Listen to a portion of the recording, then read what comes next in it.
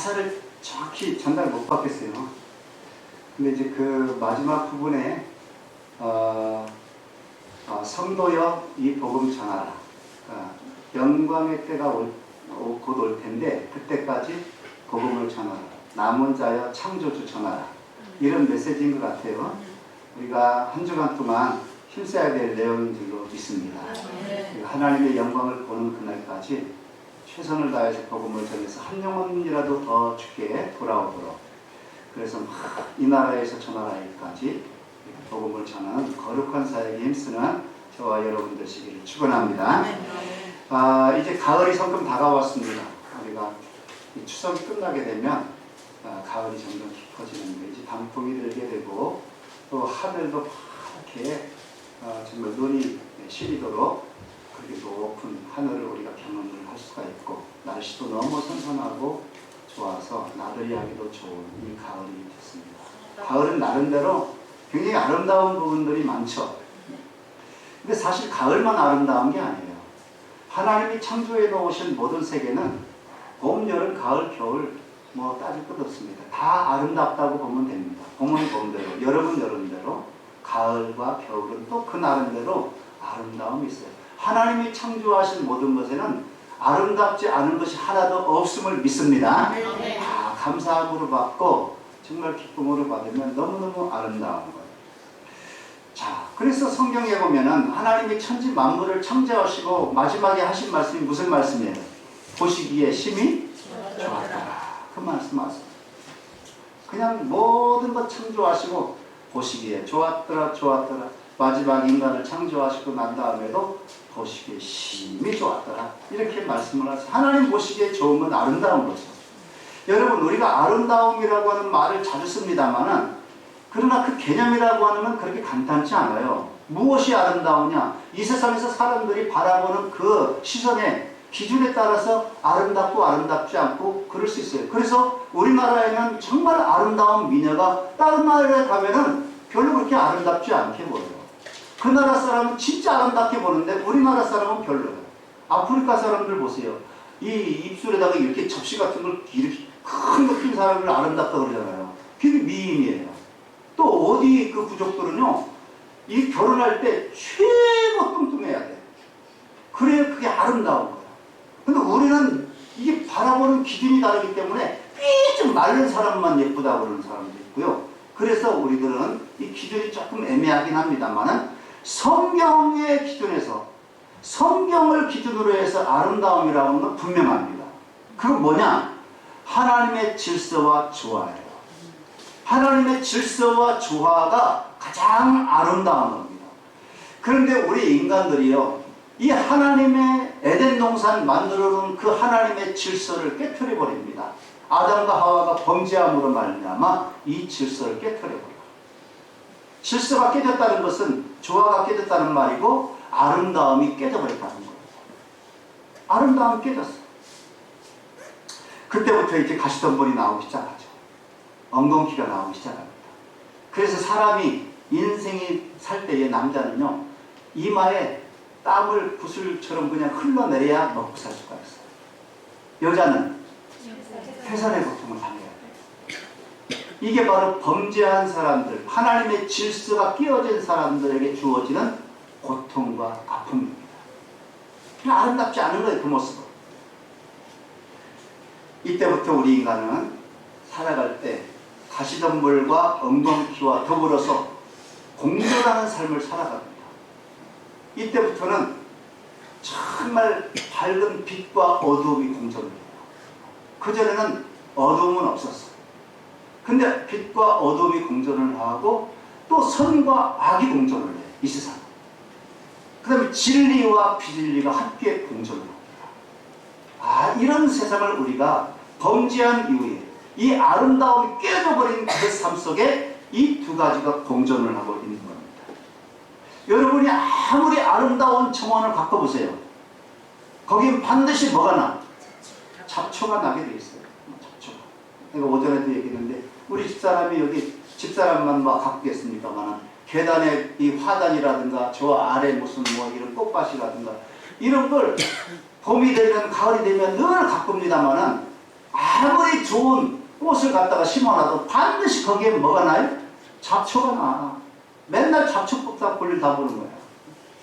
내가 심지도 않은 잡초는 저절로 잘 자랍니다. 여러분 농사 짓는 사람도요, 잡초, 가라지 그거 씨 뿌립니까? 가라지 안 뿌려요. 그거는 알고 좋은 거 종자 잘 모아서 모셔놨다가 그냥 그거 뿌리는 거예요. 그거 심지만은 반드시 자랄 때 보면 거기에 가라지가 있어. 아, 이게 문제예요. 그런데 여러분, 이런 공존의 현상이라고 하는 것은 꼭 이런 자연계에만 존재하는 게 아니에요. 우리 마음이나 정신세계에도 이런 선과 악이 정말 곡식과 가라지가 함께 공존합니다. 더더군다나 우리의 영혼 세계에도 이런 공존의 현상은 나타나요. 우리 영적으로도 우리가 얼마나 참 거룩한 삶을 살려고 애를 쓰지만은 사실은 여러분의 영혼 가운데 이 가라지가 다 뿌려져 있습니다. 그래서 항상 거룩하지 않아요. 우리의 삶을. 생각도 마찬가지고. 자, 오늘 본문에는요, 이제 예수님의 비유인데요, 잡초 이야기입니다. 잡초 이야기. 좋은 씨를 뿌리는 사람들이 있었다는 거예요. 근데 이 사람들이 좋은 씨를 뿌려놓고 잠을 자고 있는 동안에 원수인 사단마귀가 와서 가라지를 뿌렸다는 거예요. 종들이 보니까 이게 분명히 좋은 씨를 뿌렸는데 가라지가 나서 주인에게 보고합니다. 아니, 좋은 씨를 우리가 뿌리지 아니하였나이까. 근데 가라지가 났습니다. 근데 주인이 뭐라 그래요? 원수 마귀가 와서 가라지를 뿌렸나 보구나. 알아요, 주인은. 그러면은 그 가라지를 우리가 뽑기를 원합니까? 다 가서 뽑아버릴까요? 그때 주인이 한 말이 뭐냐면 가만둬라, 가만둬라. 왜요? 그 가라지 뽑다가 뭐까지? 알고까지 뽑을까봐 염려되니까. 그냥 가만둬라. 언제까지? 추수 때까지. 추수 때가 되면 내가 종들을 보내가지고 그 추수한 그 종들을 보내서 그거 가라지는 먼저 다 대다가 그리고 묶어가지고 불에 던지도록 하고 알곡은 다 모아가지고 곳간에 들이도록 내가 말할 테니까 그냥 그때까지 가만둬라. 알곡 다칠라. 그렇게 주인이 명령하셨다는 것입니다. 여러분, 오늘 29절에 그 말씀입니다. 가만두라. 가라지를 뽑다가 곡식까지 뽑을까 염려하노라. 여러분, 우리가 사는 이 세상은요, 하나님께서 하나님의 선하신 백성들을 위해서 아름다운 정원을 만들어 주셨어요. 그래서 이 세상은 아름다운 거예요. 근데 문제는 뭐냐? 이 세상에 보니까 이 아름다운 세상에 악인들도 함께 살더라고요. 악인들도. 이 악인들에 의해서 선한 사람들이 피해를 많이 입어요. 그렇지 않습니까? 악한 일을 행하는 사람들은 다 악인들이기 때문에 악인들에 의해서 그 선한 사람들이 피해를 많이 입습니다. 그럼에도 불구하고 우리 주님은 그 악인들을 어떻게 하라? 네? 가서 다 뽑아버릴까요? 우리 주님은 뭐라고 대답하세요? 가만두어라, 가만두어라. 괜히 그 악한 잡초들 다 뽑으려고 하다가 또 선한 사람들 다치라. 가만두어라. 그렇게 말씀을 하신다는 거예요. 우리들은 사실 이게 속상한 거예요. 선한 사람들이 볼 때 악한 사람들을 보면요, 악한 사람들은 왜 이렇게 잘 되는 것 같아? 예? 잡초가 자랄 때요, 누가 돌봐줍니까, 잡초를? 그렇지만 이 잡초는요, 자기 스스로 잘 되는 것 같아요. 악한 사람들 보면요, 돈도 잘 버는 것 같아. 그런 사람들이 더 건강하고 보약들 더 잘 먹어서 그런지 몰라도 더 장수하는 것 같아. 또 죽을 때도 더 잘 죽는 것 같아. 우리가 볼 때는 이게 속상해요. 하나님, 저 사람들 즉각 하나님 심판하셔서 그냥 벼락을 내리시든지 무슨 사고를 내든지 병을 주시든지 그렇게 해서 다 제거했으면 좋겠는데 하나님은 절대 그렇지 않아요. 가만둬라, 가만둬라. 그래서 그런 사람들과 우리들은 공존하는 그런 삶을 살아갈 수밖에 없습니다. 예를 들면 여러분이 정말 행복하려면요, 여러분이 이웃을 잘 만나야 된다는 얘기 들어요, 안 들어요? 이웃을 잘 만나야 돼요. 이웃 잘 만나면요, 굉장히 괴롭습니다. 근데 여러분 주변에는 꼭 성질 더럽고 사나운 사람 있어요, 없어요? 있어, 없어? 있어요. 다 우리 집도 있어. 왜 쳐다보지 말고 옆 사람 쳐다보면서 대답하면 곤란하니까. 여러분, 우리 주변에는요, 우리 이웃들 가운데는 그런 사람들이 꼭 있습니다. 응? 근데 하나님은 그 사람을 가만두라. 그냥 제거해 주시지 않아요. 가만두는 거예요. 그래서 여러분, 어쩔 수 없어요. 그런 사람들과 우리는 공존할 수밖에 없어요. 이 세상의 악인들은 우리가 존재하는 한 그 사람들도 결코 사라지지 않습니다. 그 이유가 뭐냐? 그들도요, 우리 주님으로부터 심판 때까지 그들의 생명이 보장됐어요. 가만두라고. 우리 주님이 그들도 보장하는 거예요. 심지어는요, 교회 안에도 이런 공존현상이 나타납니다. 선과 악, 빛과 어두움, 진리와 비진리.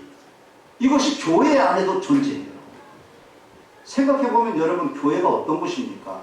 이 교회라고 하는 것은 하나님의 은혜로부터 우리가 구원받은 사람들이 모여서 예배를 드리고 서로 교제하는 장소 아닙니까? 그렇다면 여기 있는 사람들은 100%다 좋은 사람, 선한 사람만 있어야 될 거 아니에요.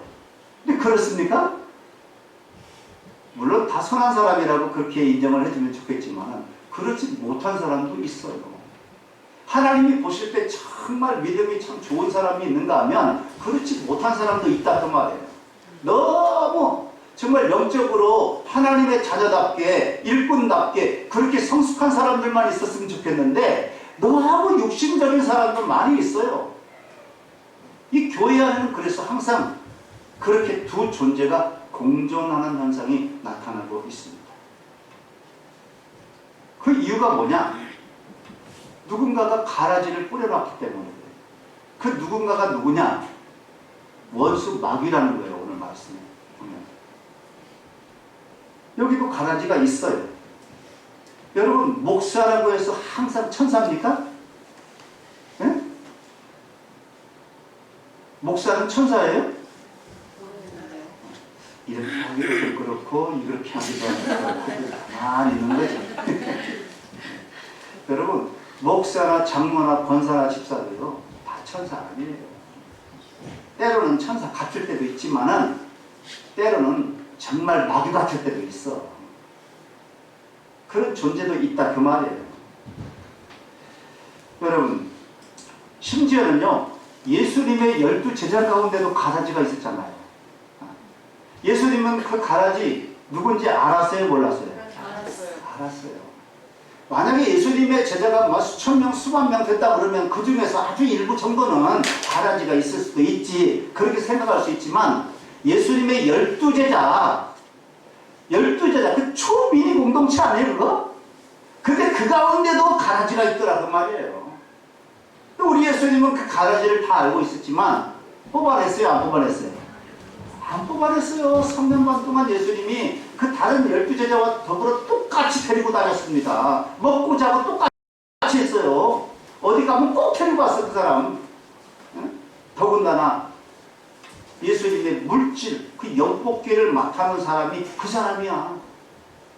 알고 있었지만은 뽑아내진 않아. 왜?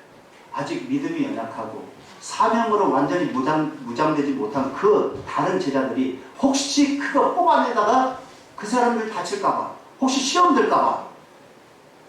여러분, 교회도 마찬가지입니다. 교회는 정말 가라지 같은 존재가 있지만 그거 함부로 치리하지 않습니다. 왜? 그거 치리한다고 해서 다른 사람이 시험 들 수도 있어. 그냥 푸는 거야. 그냥 어떻게 할 수가 없어. 교회사를 봐도 마찬가지예요. 2000 역사, 이 2000년 전에 교회가 생겨날 때도요, 같이 생겨난 존재가 있어요. 그게 뭐냐면 이단입니다. 이단. 이야, 그 이단 어떻게 생겼나? 그 가라지를 뿌린 거요, 사단 마귀가 와서. 교회 안에 어떻게 가라지가 있지? 그런 이단이 존재할 수가 있지?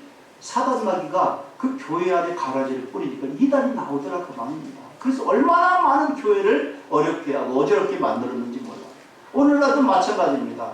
나는 이 코로나가요, 참 우리에게 고통을 주지만 한 가지 긍정적인 면은 말이죠. 이 코로나로 인해서 신천지가 확실체가 드러났다는 거예요. 그 전까지는요, 우리가 말을 들었어. 신천지가 이단이래. 말은 들었지만 그게 어떤 존재인지 잘 몰랐어요. 국민들도 잘 모르고 우리 기독교인조차도 그냥 이단인가 보다 그러고 있었지.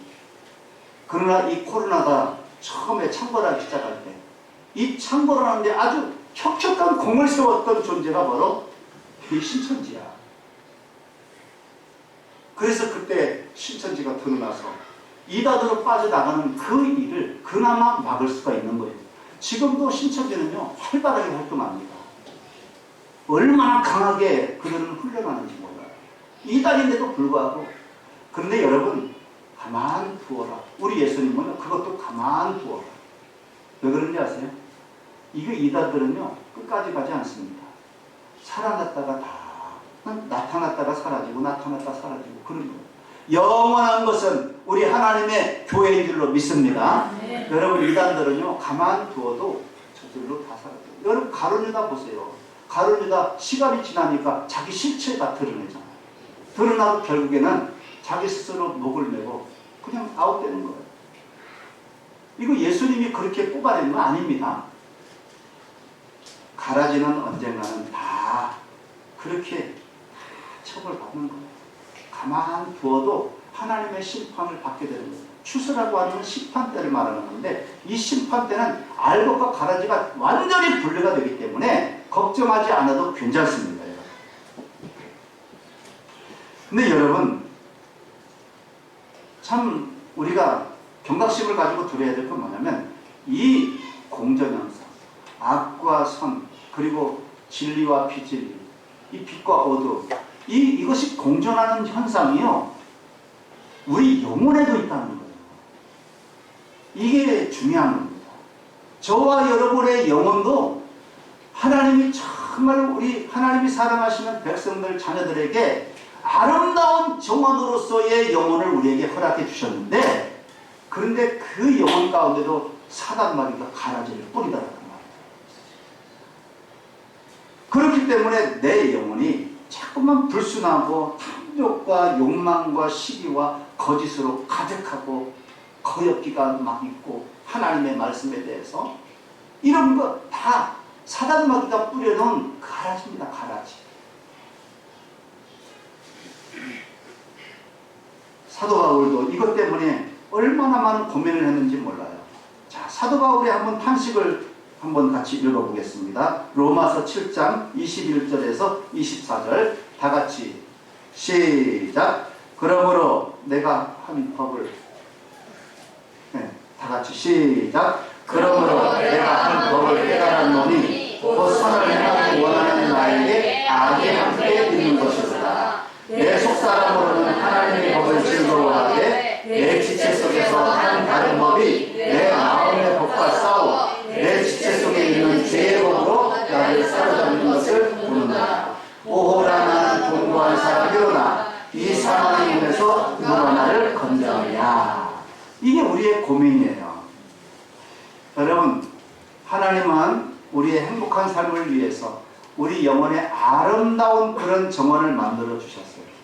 그런데 본문에 보면은 잠깐 우리가 한눈을 파는 사이에 사단마귀가 와서 가라지를 뿌리고 갔다는 거예요. 자, 그러면 가라지 뿌렸는데 어떻게 할 거야? 이렇게 하고 말 겁니까? 아닙니다. 그럼에도 불구하고 저와 여러분은 내 영혼 속에 허락하신, 하나님이 허락하신 아름다운 정원을 아름답게 잘 가꾸어 가야 될 줄로 믿습니다. 근데 이제 중요한 게 뭐냐? 어떻게 그걸 아름답게 가꿀 수가 있느냐? 이 방법이잖아요. 이 방법을 우리가 알아야 됩니다. 자, 이거 만약에 내 영혼의 이 아름다운 정원을 잘 가꾸지 아니하면 가라지가 아주 풍성한 그런 영혼이 되는 거예요. 가라지 영혼, 가라지 인생이 되는 거예요. 이게 심각하지 않습니까? 자, 그러면 오늘 우리가 잘 가꿀 수 있는 거룩하고 아름다운 영혼으로 가꿀 수 있는 그 방법이 뭐냐? 크게 두 가지예요. 그 두 가지. 디모데전서 4장 5절 말씀입니다. 다 같이 읽습니다. 시작. 하나님의 말씀과 기도로 거룩하여집니다. 내가 거룩해지는 방법 두 가지가 뭐예요? 하나님의 말씀과 기도. 이 두 가지가 내 영혼을 거룩하고 아름답게 만들 수 있는, 하나님이 허락하신 정원을 아름답게 가꿀 수 있는 방법이다 그 말입니다. 다른 방법은 없어요. 하나님의 말씀과 기도로만 내 영혼이 거룩해지고 아름다운 정원으로 가꿀 수가 있다. 여러분, 우리는 십자가의 은혜로 다 구원받았습니다만, 우리가 다 구원받았다고 해서 여러분이 항상 거룩하고 온전한 삶을 살 수 있나요? 살 수 없어요. 물론 내가 예수 믿고 세례받고 하나님의 자녀가 되어진 것은 믿지만은, 내 삶을 바라보면은 내가 하나님이 기뻐하시는 삶을 항상 살고 있는가? 하나님의 영광을 드러내고 주의 나라가 이 땅에 이루어지는데 정말 아름답게 쓰임받고 있는가? 그렇지 못하다는 거예요. 그 이유는 뭐냐? 가라지 때문에 그렇다는 겁니다. 그렇기 때문에 우리가 어떻게 살아야 되느냐? 매일같이 거룩해져 가야 된다는 거예요. 매일같이. 이걸 다른 말로 말하면 성화라고 합니다. 신학적인 용어, 성화. 성화되어져 가는 삶을 살아요. 점점 예수 그리스도를 닮아가는 겁니다. 예수 그리스도의 장성한 분량에 이르기까지 내가 성숙해 가는 겁니다. 성도가 가라지 속에서 거룩해질 수 있는 방법은 지금 딱 두 가지라고 그랬어요. 뭐라고요? 하나님의 말씀과 기도로. 말씀과 기도로서만 거룩해질 수 있어요. 자, 시편 1편 1절에서 2절에서 뭐라고 말했느냐?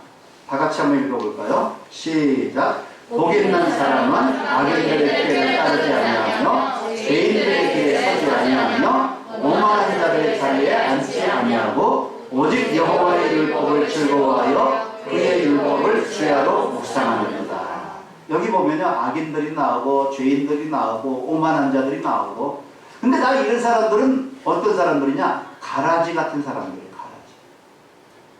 그런 가라지들 속에 내가 속하지 아니하고 정말 하나님 앞에 거룩하고 아름다운 그런 알곡 같은 사람이 되기 위해서는 어떻게 해야 하고요? 그들과 함께 섞이지 말고 오직 뭘 하라고? 여호와의 말씀을 즐거워하라. 말씀을 즐거워해서 맨날 그 말씀을 읽는 거예요. 그 다음에 또 하나는 그 말씀을 묵상하는 거예요. 주야로 묵상하는 거예요. 이 묵상은 기도예요. 여기 여호와의 율법은 하나님의 말씀이고 묵상은 기도를 말합니다. 그러니까 이 시편 기자도 그 악한 자들 가라지 속에 섞여서 나도 가라지 같은 삶을 살지 않고 내가 하나님 앞에 정말 복 있는 자, 아름다운 자로 서기 위해서는 말씀을 즐거워해서 읽고 그 다음에 그 말씀을 붙들고 끊임없이 기도하는 그런 삶을 살아갈 때 나는 하나님 앞에 진짜 복 있는 사람이고 아름다운 사람이 될 수가 있다는 거예요. 그래서 이 말씀 묵상이 참 중요한데, 이 말씀 묵상에 대해서 그 옛날 교부 시대 때부터 이 말씀 묵상을 하기 시작한 거예요. 그 시대의 경건한 성도들은요, 하나님의 음성을 듣기 위해서 지금 세상에서 지금 핍박을 받는 그 시대 속에 거기서 그냥 이렇게 세속에 물들지 않고 수도원을 찾아서 경건 생활을 힘썼어요. 그러니까 이 수도원이라고 하는 것은 세속에 이렇게 있는 게 아니라 좀 떨어져 있잖아요. 저 광야에 있거나 아니면 산속에 있거나 사람들이 많지 않고, 거기는 하나님의 말씀을 들으려고 하는 경건한 성도들이 모여가지고 늘 기도하면서 수행을 하는 곳이기 때문에 이렇게 하나님의 음성을 듣기 위해서 경건한 성도들은 수도원을 찾았어요. 사람들이 수도원에 막 밀려드는 거야.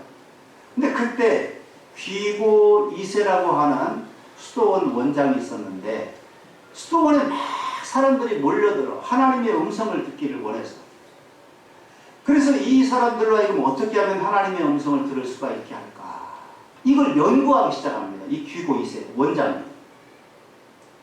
그 고민하면서 연구를 하다가 하나님의 말씀 창세기 28장을 읽어가는데 거기에 보면은 야곱이 이제 그 형과 아버지를 속이고 두려워가지고 자기를 이제 형이 죽일까 봐서 외삼촌 라반의 집으로 도망가잖아요. 도망가다가 광야길에 베델이라는 곳에 거기서 이제 하룻밤을 묵게 되는데 그 잠을 자다가 꿈을 꾸게 됩니다. 그 꿈을 꿀 때 무슨 꿈을 꿉니까? 사닥다리 꿈을 꾸잖아요. 사닥다리. 사닥다리가 땅에서부터 하늘 끝까지 닿았는데 그 중간에는 천사들이 오르락내리락 하고 있는 그 모습을 이 환상으로 꿈속에서 본 거예요. 그러면서 그걸 보면서 그래 맞아 말씀 묵상은 이렇게 해야 되겠다 해가지고 말씀 묵상의 4단계를 거기서 힌트를 얻어가지고 연구를 하게 됩니다. 그래서 창세기 28장 12절 말씀 한번 다 같이 볼까요? 시작. 꿈에 본 적 사닥다리가 땅 위에 서 있는데 그 꼭대기가 하늘에 닿았고 또 본 적 하나님의 사닥다리 그 위에서 오르락내리락 하고 그랬습니다. 자, 사닥다리가 지금 땅에서 이렇게 시작됐어요. 그리고 쭉 하늘까지 이렇게 쭉 사다리가 연결되어 있어요. 그러면서 천사들이 오르락내리락 하는 모습을 보게 됩니다. 그리고 그 하늘에 닿은 그 사닥다리 꼭대기에서는 하나님의 음성이 들려와요. 그 꼭대기에는 하나님의 음성이 들려와요. 그 사닥다리라고 하는 것은 이게 처음부터 깜짝 뛰어 올라서 꼭대기까지 올라가는 게 아니라 단계적으로 올라가잖아요. 밟고서. 그래서 야, 우리가 하나님의 음성을 듣고 하나님을 체험하는 그 단계가 과연 무엇일까? 이걸 연구하기 시작합니다. 귀고 이세가. 그래서 말씀 묵상 4단계를 통해서 누구든지 하나님의 음성을 듣고 하나님을 체험할 수 있도록 그걸 연구를 해서 딱 얘기를 합니다. 자, 그러면 말씀 묵상을 위한 4단계가 뭐냐? 첫 번째는요, 따라서 성경 읽기. 맨 첫 번째 단계가 뭐라고요? 성경 읽기. 그게 예수 믿고 정말 신앙생활에 입문한 딱 첫 번째 입문한 사람들이 실수해야 될 게 뭐라고요? 성경을 부지런히 읽어야 돼요. 성경을. 이것이 가장 신앙생활의 기초과정이에요. 기초과정. 근데 여러분은 성경 열심히 읽고 있나요? 에이, 목사님, 나 벌써 신앙의 기초는 나는 벌써 지났죠. 그러면서 성경 안 읽는 거예요? 성경을요, 여러분 계속해서 꾸준히 읽으셔야 돼요. 요 기본이 안 돼 있으면 신앙의 입문도 못한 거예요. 그 사람은 신앙의 기초가 형성이 안 됐다는 거예요. 그러면서 다른 것을 기대하는 것은 이건 어불성설이라는 거예요. 여러분, 신앙의 기초도 차근차근 잘 닦아야 그 다음 2단계로 나갈 수 있는 줄로 믿습니다. 여러분, 그래서 그 수도원에서는요, 귀고 2세가 성경을 읽을 때 어떻게 읽으라고 했냐면 성경을 큰 소리 내서 읽으라 그랬어요. 왜? 성경 읽을 때 잡념이 생기지 않도록. 우리들은 조용조용히 가만히 조용히 읽어야 깊이 묵상하는 것 같지만 사실 조용히 읽을 때요, 잡념도 많이 생기게 돼요. 그렇기 때문에 성경을 읽을 때는 이분은 강조하기를 소리내서 읽어요. 소리내서. 저도 교회 안에 들어왔을 때 누군가가 성경을 좀 이렇게 읽고 있는 그 모습도 중요하지만 성경을 읽는 그 음성을 들었으면 좋겠어요. 누군가가 여기서 성경을 쭉 읽어가는 거예요. 이게 얼마나 좋은지. 그래서 이 귀고 이세는요, 성경을 읽으면서 그 다음 2단계로 나아가기 위해서는 성경을 읽으면서 거기에 그 주제가 뭔가를 깊이 묵상을 해야 된다는 거예요. 주제가. 성경을 읽을 때. 근데 여러분, 성경이라고 하는 하나님 말씀인데 이 하나님 말씀은 우리 영의 양식 아닙니까? 그래서 양식에 대한 비유를 했는데 그래서 1단계를 뭐라고 했느냐? 음식을 숟가락으로 떠서 내 입에 넣는 단계다. 이렇게 얘기했어요. 귀고 이세는. 1단계. 성경을 읽는 단계. 그것은 이 음식을 숟가락으로 떠서 내 입에 넣는 단계. 여기 있어야 힘을 넣죠. 그 다음에 2단계는 뭐냐? 2단계는 따라서 합시다. 묵상하기. 묵상하기. 네, 요게 묵상하기. 우리 제자훈련 같은 데서 공부를 할 때는 그 묵상하기 제일 마지막에 있잖아요. 가장 심오한 깊은 단계로 묵상하기를 생각했는데 이 귀고 이세는 2단계가 묵상하기예요. 2단계 무엇을 묵상하느냐? 지금 그 성경을 읽을 때에 그 주제를 설명하기 위해서 하나님은 어떤 단어들을 사용했을까 하면서 그 단어 하나하나를 깊이 묵상하라는 거예요. 이게 묵상하는 거예요. 그래서 그 숨은 진리를 깨닫기 위해서 나의 모든 이성과 그야말로 이 정신의 기능을 사용하는 아주 능동적 단계라고 말을 하면서 이 아까 처음에 1단계는 숟가락으로 음식을 떠서 내 입에 넣는 단계라고 했는데 2단계는 뭐냐? 내 입에 들어온 그 음식을 잘근잘근 씹는 단계, 그렇게 얘기했습니다. 이 묵상하는 단계는 잘근잘근 씹는 거예요. 이런 소나 염소 같은 경우는 되새김질 하잖아요. 되새김질을 하는 단계라고 볼 수 있어요. 이 묵상하는 단계. 그 다음에 세 번째 단계는 뭐냐? 따라서 합시다. 기도하기. 기도하기. 맨 첫 번째 뭐라고요? 성경 읽기. 두 번째는 묵상하기. 세 번째는 기도하기 단계. 이 기도하기 단계가 굉장히 중요한데 나의 마음 전체를 하나님을 향하는 단계라는 거예요. 이 단계는. 그래서 내가 성경을 읽고 그 주제를 깨달았고 그 다음에 그 주제를 해설하는 그 단어 하나가 무슨 뜻이 있는지 깊이 묵상을 하고 그러다 보면은 그 사람이 깨달아지는 하나의 진리와 주제가 있는데 그것을 가지고 세 가지를 기도해야 된다. 세 가지. 그 첫째는 뭐냐? 하나님의 필요를 위해서 기도하라는 거예요. 하나님의 필요를 위해서. 두 번째는 이웃의 필요를 위해서 기도해라. 세 번째는 나의 필요를 위해서 기도해라. 이렇게 성경을 읽고 그 다음에 묵상을 해서 깨달은 진리를 가지고 또는 그 주제를 가지고 하나님의 필요가 무엇인지 이웃의 필요가 무엇인지 나의 필요가 무엇인지를 그런 기도를 해야 된다는 거예요. 그러면서 하나님에게 내 마음 전체를 다 쏟아드리는 것, 이게 세 번째 단계라는 겁니다. 지금 우리는 하나님의 음성을 듣고 하나님을 체험하기 위한 사닥다리 단계로서 말씀 묵상당 4단계를 얘기하고 있는 거예요. 지금 세 번째 단계까지 왔어요. 그 다음에 네 번째 단계는 뭐냐? 따라서 합시다. 하나님 바라보기. 네. 여러분 사닥다리가 하늘에 닿았듯이 그리고 그 하늘에서 음성이 들려오듯이 하나님을 체험하는 단계가 이 단계예요. 하나님을 바라보기. 그래서 이 묵상의 단계를 거치면서 내 마음에 있는 아름다운 정원 가운데 가라지들이 하나씩 하나씩 정리되어져 나가는 거예요. 이 단계에 오면. 그래서 내가 누구를 미워하거나 아니면 하나님 말씀에 내가 순종하지 못했거나 아니면 거역하거나 이런 가라지들이 발견되어지는데 그때부터 그 가라지들이 정리가 되어져요. 왜? 하나님의 음성을 내가 듣고 하나님을 체험하게 되면 은혜를 체험하게 되면 이것이 정리가 되어진다는 거예요.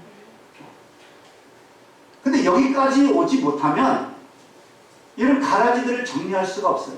내 힘으로 안 되는 거니까 이거는. 예? 여러분 그렇습니다. 우리들은요 따라서 합시다. 가라지를 없앨 수는 없다. 왜냐면 계속 뿌려 사단마귀가 와서 이 가라지를 없앨 수는 없어요. 그렇지만 따라서 합시다. 가라지를 이길 수는 있다. 이게 이제 우리들에게 소망입니다.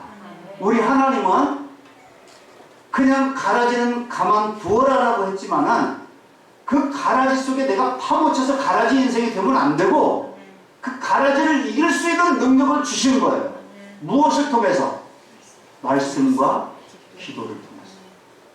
그래서 말씀과 기도를 하면 내 속에 이렇게 솟아나는 이 가라지를 우리가 이길 수가 있어요. 극복할 수가 있어요. 거기에 끌려다니지 않을 수가 있다 그 말입니다. 가라지 밭이 되도록 내 가라지 인생이 되도록 내버려두지 않고 나는 가라지가 나오긴 하지만은 그러나 내 영혼과 내 인생을 아름답게 꾸밀 수 있는 능력이 우리 안에 있다는 거예요.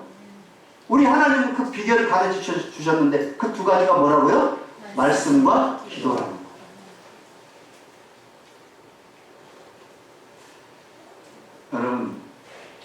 테리 이서라고 하는 사람이 책을 하나 썼는데 그 책 제목이 참 재미있습니다.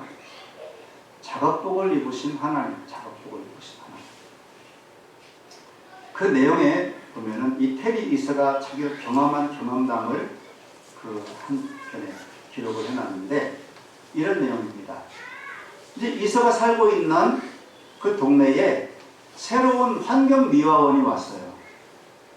그 환경미화원이 와서 동네 사람들을 모아놓고 하는 얘기가 뭐냐면 이런 얘기입니다. 누구나 쓰레기를 피할 수는 없습니다. 왜냐하면 계속 나오니까 쓰레기는. 그렇다고 해서 그 쓰레기를 집안에 두고 영원히 쓰레기와 함께 살 수는 없습니다. 그렇잖아요? 그래서 일주일에 한 번 언제든지 원하시면 제가 쓰레기를 치워드리겠습니다. 이런 얘기를 한 거예요. 동네 사람들에게. 환경미화원이니까 당연히 청소를 해야 되잖아요. 일주일에 한 번 내가 치워드리겠습니다. 그리고 나서 이제 다 흩어지고 생활을 합니다. 그 어느 날 이 테리 이서가요. 집안의 마당에서 부동이 팔 일이 있어서 부동이를 좀 파고 뭐 이렇게 좀 기둥도 세우고 일을 한참 하다가 너무 힘들고 지쳐서 잠깐 쉬려고 집에 들어와서 침대에 딱 누웠어요. 근데 그 시간에 어디서 이제 쓰레기차가 오는 소리가 나는 거예요. 삐용삐용 하면서. 늘 그 쓰레기 차 올 때는 그런 소리가 나는데 그 소리가 나면서 쓰레기차가 오는 소리가 들려요. 그 쓰레기를 쳐가겠지 하고 기다렸는데 아니 자기 집 쓰레기를 안 쳐가는 거야. 그리고 쓰레기차가 가버렸어요 그냥. 아니 이럴 수가 있나? 아니 우리 집 쓰레기를 왜 안 쳐가? 그러면서 막 화가 났어요 이서가.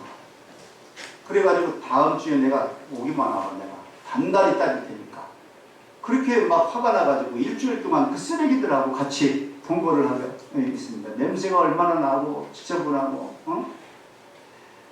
그래가지고 일주일 동안 그렇게 살고 있는데 일주일이 지난 어느 날 정말 또 쓰레기차가 또 옵니다. 삐용삐용 하고 와서 이 테리스가 물을 박차고 나가가지고 그 쓰레기차를 멈춰 세운 거예요.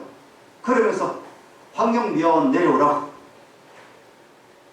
내려와가지고 있으니까 이 이서가 막 따지는 거예요. 아니 분명히 당신 쓰레기 쳐간다고 그랬잖아. 왜 우리 집 쓰레기 안 쳐가? 막 따졌어요. 그랬더니 그 사람이 이렇게 대답을 하는 겁니다. 이제 환경미화원이 대답을 하는 겁니다.